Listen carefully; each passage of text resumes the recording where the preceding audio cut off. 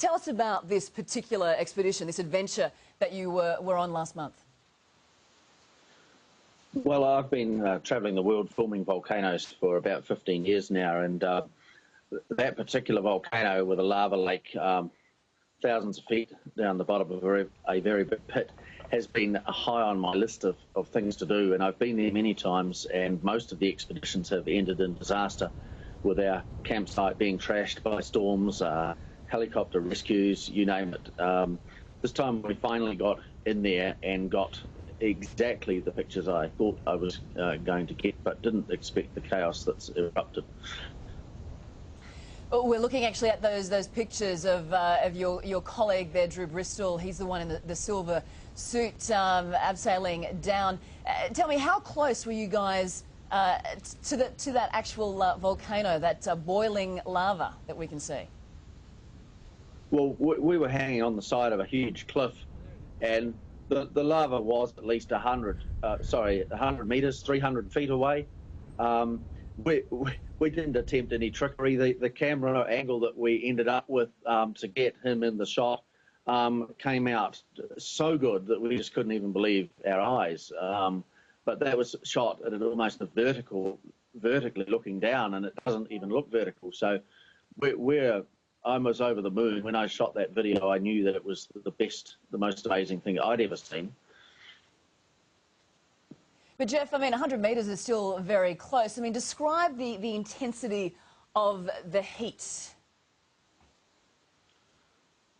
Well, it wasn't that bad. I mean, if anyone's ever been close to a big building on fire or something, you'll know that there's radiant heat that comes off the fire, and after you get certain closeness, you can't go any closer because it actually hurts. Well, it's the same sort of heat energy coming off a giant lake of boiling lava, but most of it was actually going up.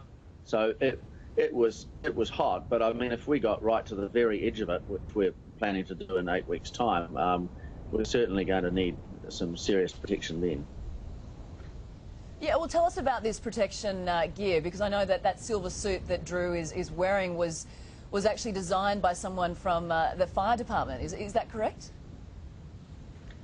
Yeah, well, I searched the world for a really good heat-proof suit, and then found that a fire chief in a small town north of Christchurch, who was a friend of mine, was actually making them himself for the New Zealand Fire Brigade, and he made me one, and we borrowed a breathing apparatus, and it turned out perfect, because the silver suit doesn't just look cool, it actually reflects the heat. It's a bit like putting sunscreen on.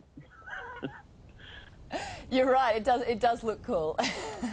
But Drew, yeah. I mean, sorry, I beg your pardon. Geoff, you and Drew, you're heading back there in 8 weeks' time. Is that not tempting fate? No, I mean, people think that we're crazy, but I didn't actually consider all that dangerous at all.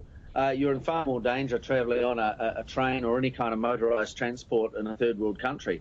So no, we took calculated risks with what we did. We took expert people and had the best equipment we could take. I mean, you can't ever guarantee a volcano's not just going to throw a wobbly when you're down inside it, but you know, that could happen to anyone anywhere. You can't not do something because of the faint chance of being hit by lightning while you're golfing or whatever. So we just do it and hope for the best.